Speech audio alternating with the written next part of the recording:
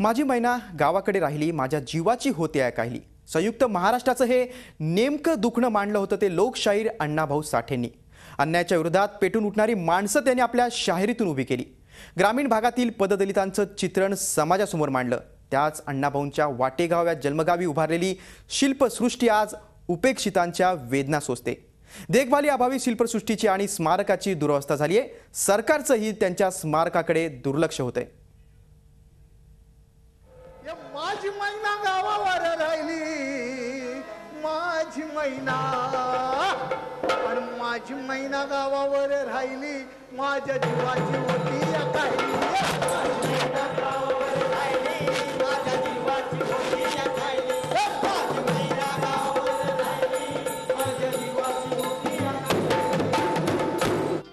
संयुक्त महाराष्ट्राच्या लढ्याला आपल्या शाहिरीनं सामर्थ्य देणारे लोकशाहीर अण्णाभाऊ साठे.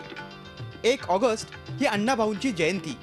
सांगली जिल्ह्यातल्या वाळवा तालुक्यातील या वाटेगावमध्ये 1 ऑगस्ट 1920 रोजी अण्णाभाऊ साठेंचा मातंग समाजात जन्म झाला. घरची परिस्थिती गरिबीची आणि हलाखीची, त्यामुळे शिक्षण घेता आलं नाही. वाटेगाव ते मुंबई पायी प्रवास करून ते मुंबईत आले.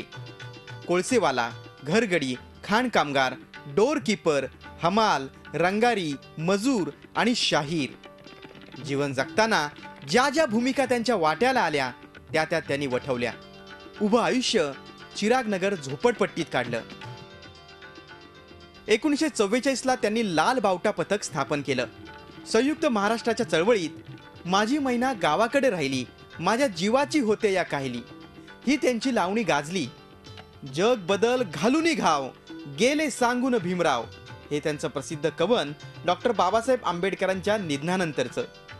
फकीरा, माकडीचा माळ, मास्तर, गुलाम, भूताचा माळ, वारणेचा वाघ या त्यांच्या गाजलेल्या कादंबऱ्या.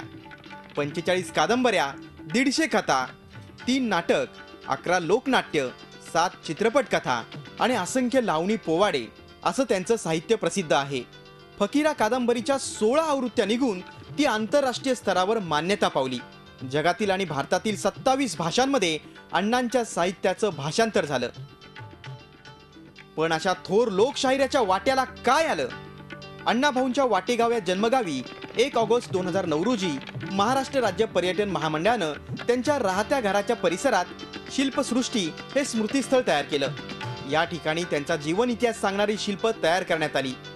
पर्यटन महामंडळानं काही दिवस या शिल्पसृष्टीकडे लक्ष दिलं, पण नंतर शिल्पसृष्टीच्या पदरी सरकारी उपेक्षा झाली. इथली कौलं फुटली आहेत, वायरिंग खराब होत चाललंय, निम्मेच दिवे सुरू आहेत. अण्णाभाऊ साठे ज्या घरात राहत होते त्या घरात त्यांनी वापरलेल्या 2-4 वस्तू आणि 7-8 पुस्तकं ठेवली आहेत. बाकी हे घर पूर्णपणे रिकामं आहे. या ठिकाणी ग्रंथालय तयार करण्याची कल्पना होती, ती प्रत्यक्षात उतरलीच नाही.